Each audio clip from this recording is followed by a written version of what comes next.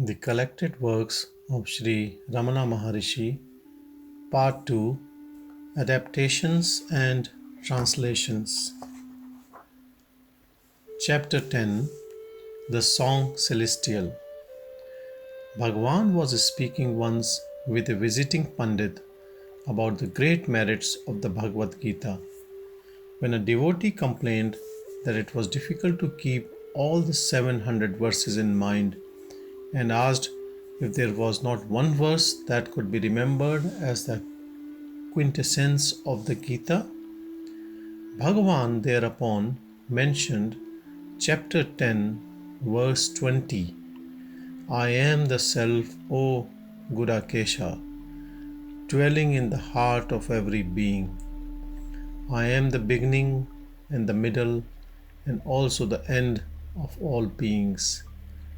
Later he selected 42 verses that here follow, of which that quoted above comes forth, and arranged them in an appropriate order to serve as guidance.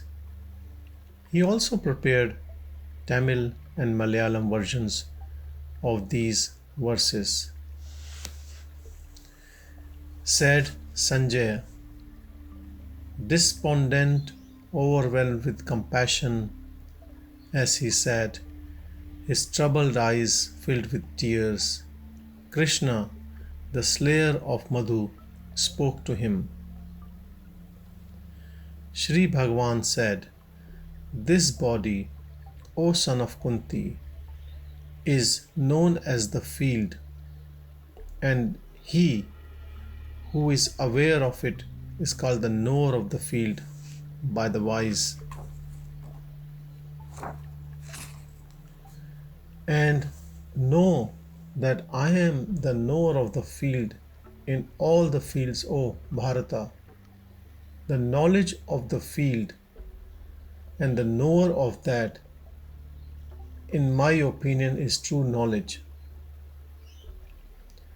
I am the Self, O guḍākeśha, dwelling in the hearts of all beings. I am the beginning and the middle and the end of all beings. For to him who is born death is indeed certain, and to him who dies birth is certain. Therefore you should not grieve for the inevitable. That is not born, nor does it ever die, nor having been does it ever cease to be. That unborn, eternal, abiding, primeval being is not slain when the body is slain. Invulnerable he is, not to be burned, not to be drenched or dried. He is eternal, all-pervading, changeless, motionless, enduring. Know that which pervades all this to be indestructible, that immutable none can destroy. The unreal has no being, the real no non-being. These two facts the truth seers perceive. Just as the all-pervading ether, being subtle, is not affected, tainted, or contaminated by anything, even so, the self pervading the whole body is not tainted. Neither sun, nor moon, nor fire illumine this state, on attaining which one does not return. And this is my supreme abode. This supreme state is called the unmanifest, imperishable, avyakto Akshara, that is my highest abode. For those who attain to it, here is no return.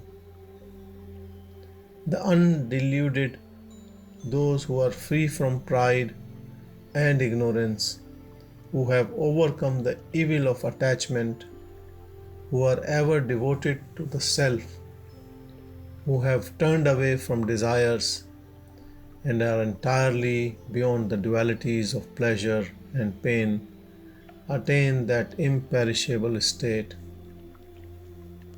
He who abandons the injunctions of the scriptures and behaves according to the impulses of his desires attains neither perfection nor happiness nor the highest state of salvation.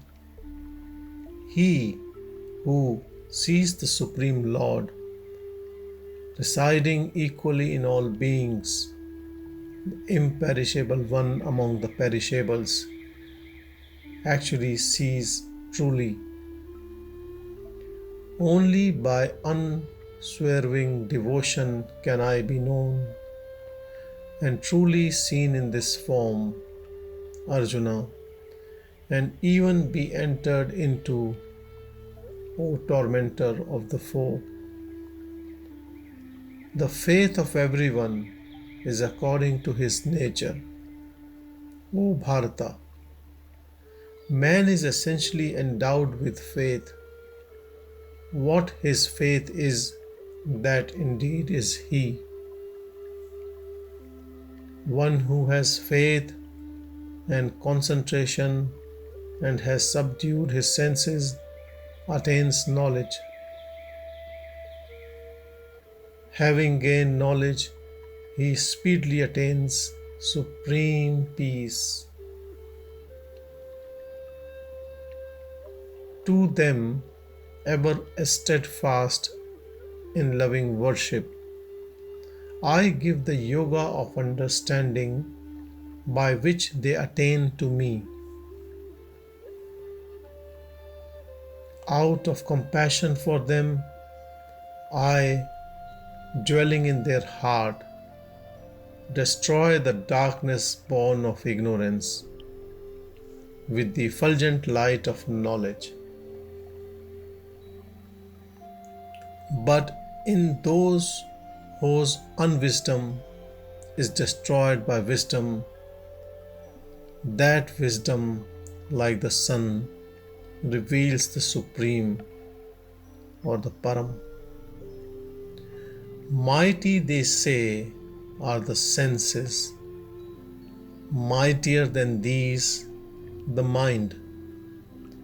Mightier than the mind is the intellect, but mightier still is he.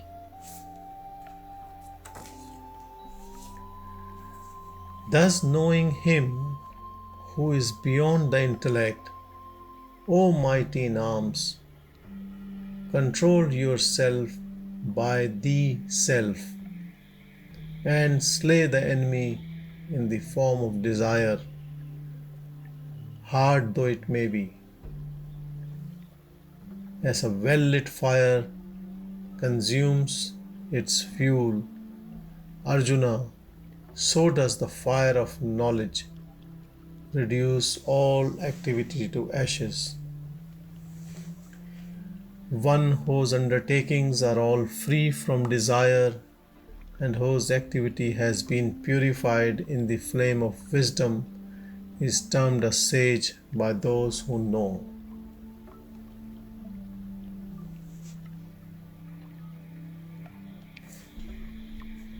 Brahma Nirvana lies around those who have freed themselves from anger and desire, who have subdued their minds and have known the self. One should gradually attain quietude with the intellect, buddhi, held steadfast and the mind sunk in the self, allowing no thought to arise. To whatever side the restless, unsteady mind wanders away, one should check it and bring it back controlled to the self. With the senses, mind, and intellect subdued, the saint who devoutly seeks liberation without desire, fear, or wrath, he is indeed ever liberated. One who is thus integrated in yoga, yoga ātmā, sees all with equal eye, seeing himself in all beings and all beings in himself. To those, however, who dwell on me in single-minded worship, I guarantee fulfillment of needs and security. The foremost of these is the wise one, Jnani, who is ever steadfast and devoted to the One. Very dear am I to the wise man, and he to me. At the end of many births, the man of wisdom comes to me, realizing that Vasudeva is all. Such a great soul is very rare to find. When a man casts out all desires of the mind, O son of Pritha, and is content in himself, he is said to be steadfast in wisdom. He attains peace who abandons all desires, acting without attachment, free from I and mine.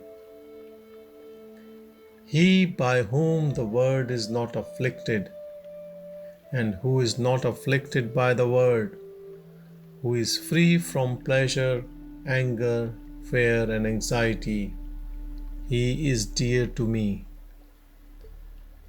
The same in honor and dishonor towards friends and foes. He who abandons the initiative in all undertakings is called one beyond qualities. For him, however, who rejoices only in the self, is gratified with the self, and content with the self, no action is incumbent. He has nothing to gain by actions done, or to lose by those undone. He is not dependent on anyone for the achievement of any object. Satisfied with what comes to him by chance, beyond the pair of opposites, free from envy, equal in success and failure, he is not bound by his actions. The Lord resides in the hearts of all, O Arjuna, revolving all creatures by Prakriti as if mounted on a machine. Surrender unto him with all your heart, O Bharata. Through his grace you will attain supreme peace and the perennial abode. Translated by Arthur Osborne and Professor Kulkarni.